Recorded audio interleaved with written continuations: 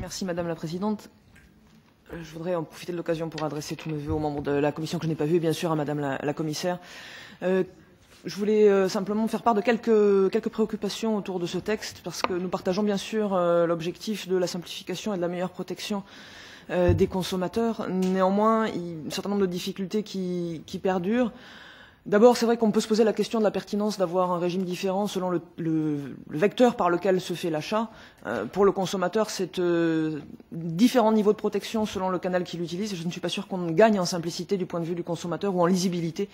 Et on a bien vu que c'est parfois difficile pour le consommateur d'exercer des droits dont il dispose véritablement.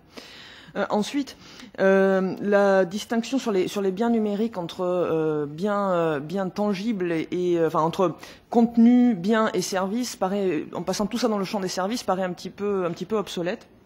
Et puis enfin, sur la question du niveau de protection, parce que c'est là aussi ce qu'on souhaite. Vous êtes dans une logique d'harmonisation maximale, ce qui est au bénéfice des vendeurs, évidemment, mais ça conduit quand même à réduire le niveau de protection pour les consommateurs dans à peu près un quart des pays de l'Union européenne. Donc je ne suis pas sûre qu'on atteigne vraiment l'objectif de protection des consommateurs autant qu'on le souhaiterait.